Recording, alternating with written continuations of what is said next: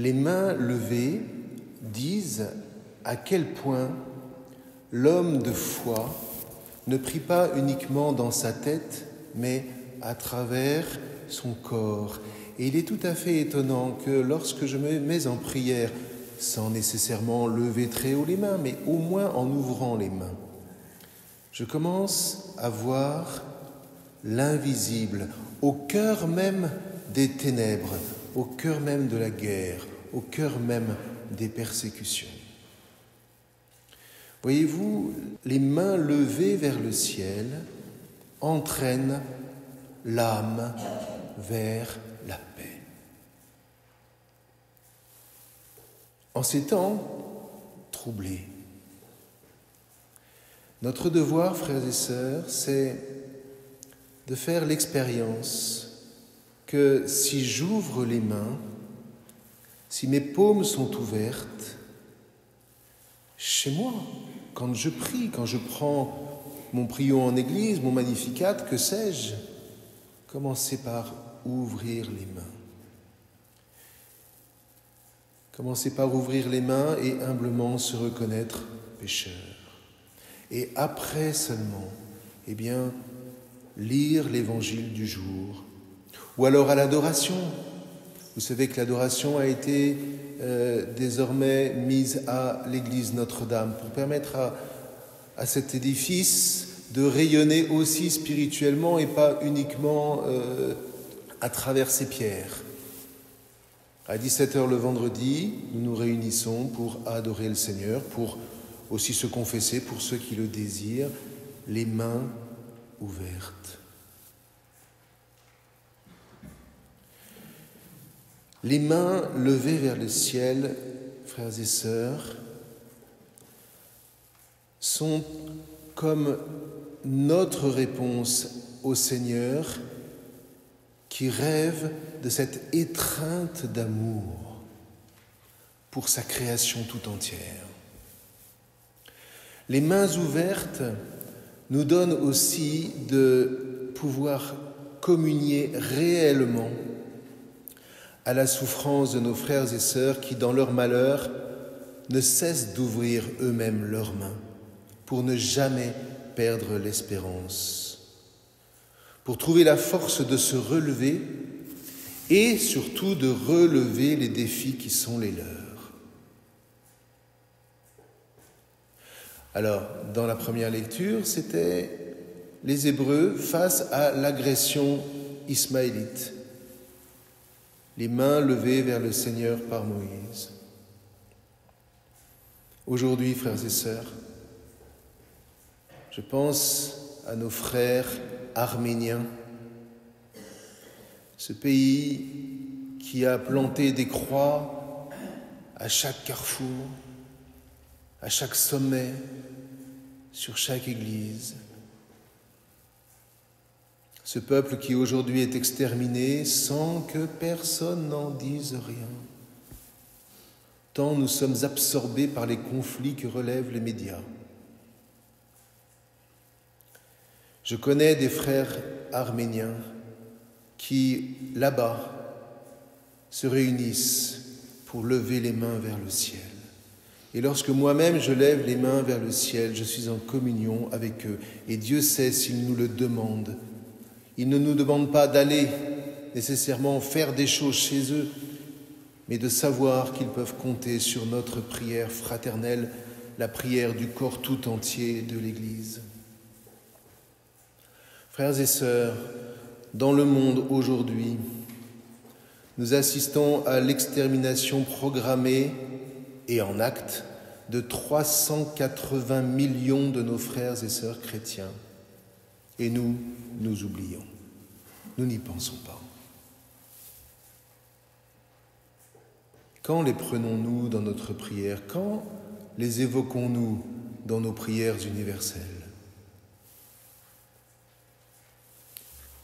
Ils ont pourtant et ils gardent les mains levées vers le ciel.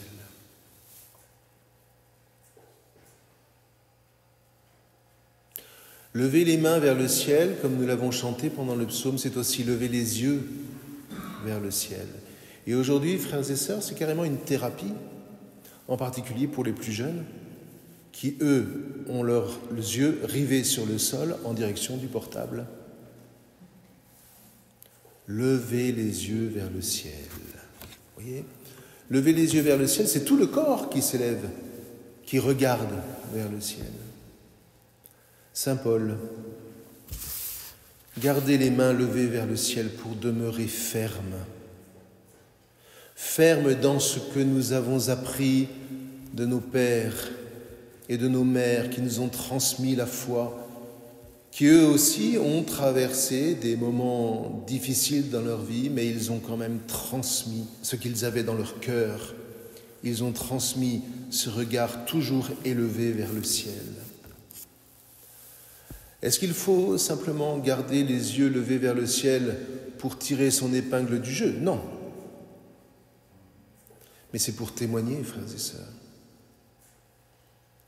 Témoigner de notre mission, qui n'est pas uniquement, comme je l'entends parfois, la mission d'évangéliser. Notre mission, pour ceux qui étaient là à la dernière soirée biblique, on l'a dit, notre mission, c'est de tenir notre rôle de médiateur entre Dieu et la création. Comment est-ce que je peux être ce médiateur ? Par le Christ. Si je ne lève pas les mains pour rester attaché à Dieu et ensuite rayonner dans le monde ce que j'ai reçu de Dieu. Et puis les mains levées vers le ciel comme cette pauvre veuve. Car, savez-vous, le Seigneur répond à toute prière instante et éprouvée. Et il répond toujours. Alors pas comme nous le voudrions sur le coup de l'émotion, ça c'est vrai. Pas au prorata des promesses d'un instant que nous pourrions lui faire. Si tu fais ça, je te promets que... Oh, soyons prudents. Et puis enfin, il répond rarement, il faut bien le reconnaître, comme nous l'avions prévu. Mais le Seigneur répond à la foi quand elle est ferme dans l'épreuve. Il nous donne une réponse à une prière, encore une fois, quand les mains sont levées, sans jamais baisser les bras. Une réponse que les plus anciens d'entre nous savent que nous ne reconnaissons la réponse du Seigneur qu'après coup, par après, parfois longtemps après, en regardant notre histoire et en étant capable, en la relisant, de dire comme Jacob, « Dieu était là et je ne le savais pas ». Ce qui suppose évidemment une conversion à l'humilité, car ce qu'il manque aux pécheurs, c'est toujours l'humilité, et l'humilité non pas simplement comme une valeur, mais l'humilité à l'imitation du Christ dans son agonie, dans sa passion. Rappelons-nous, frères et sœurs, l'Eucharistie que nous allons maintenant célébrer, ce n'est pas seulement Jésus qui est présent. L'Eucharistie, c'est le pain qui nous attache au corps du Christ, qui nous attache à sa prière, les mains levées pendant sa passion. Les mains sur la croix, ouvertes.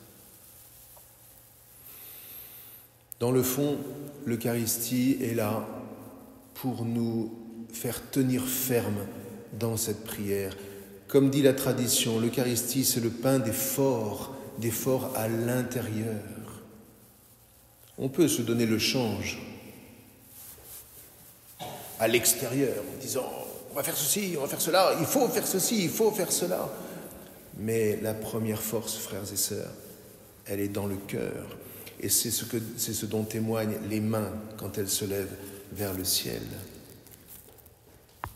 Celui qui s'est levé les mains vers le ciel, qui s'est tourné ses paumes vers le ciel, celui-là, frères et sœurs, jusqu'au bout, saura alors relever les manches et agir dans le monde en vrai médiateur de l'amour de Dieu pour sa création. Il y a un chant qui m'a accompagné depuis mon enfance et que je n'ai jamais oublié. Et vous allez voir que pour les plus anciens, il va vous revenir en mémoire rapidement. Les mains ouvertes devant toi, Seigneur, pour t'offrir le monde. Les mains ouvertes devant toi, Seigneur, notre joie est garde-nous tout petits devant ta face.